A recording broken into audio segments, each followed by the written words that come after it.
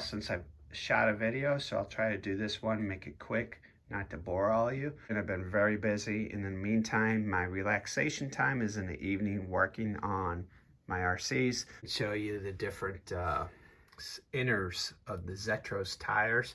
You're gonna see there's a variation of different widths.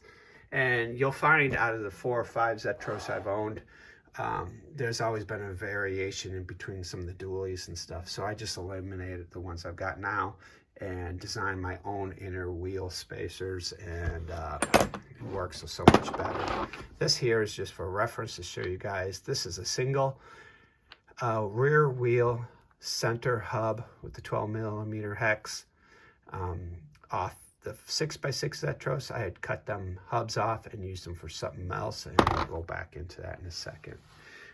For over here, for reference, is just to show you what a Tamiya tire looks like compared to the Zetros JDM tires. And that's a stock one there.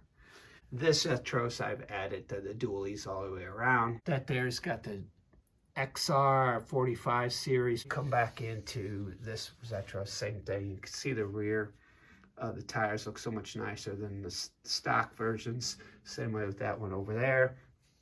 And then if you come up underneath here, I'm going to click the light on.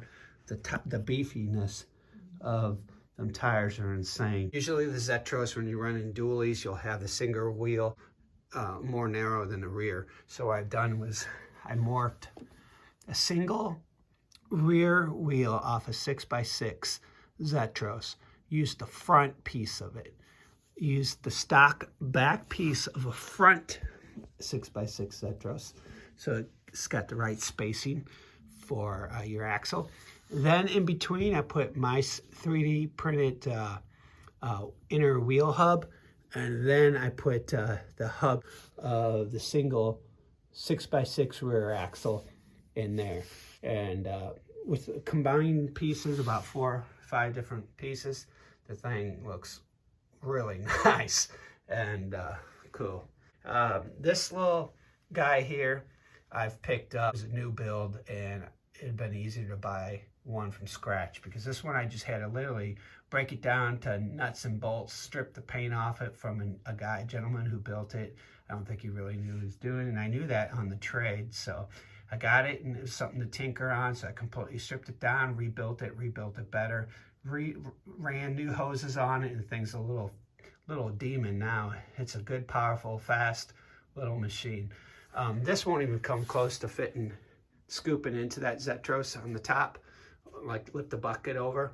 So this is why I picked up the Double E hydraulic version. It also works on top that big boy RC 4-wheel drive trailer real nicely.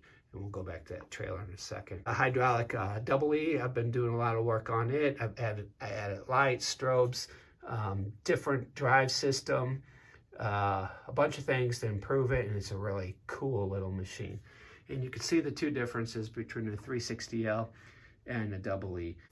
This here, I'm going to put that light on it. That trailer is now stance difference.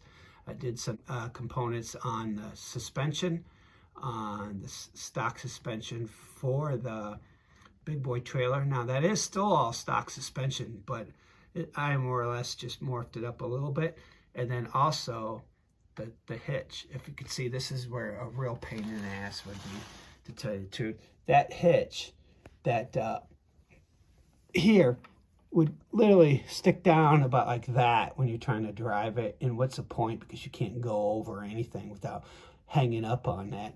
So made it different, and it spins to the side. And I've also put in some plates between the Zetros and the trailer, so it works out good. Now I got, I don't know, maybe 4 inches, 3-4 inches of clearance between here, and then the tail end of it as well has better clearance. Don't want to bore you guys. Stay tuned. I got some more stuff coming.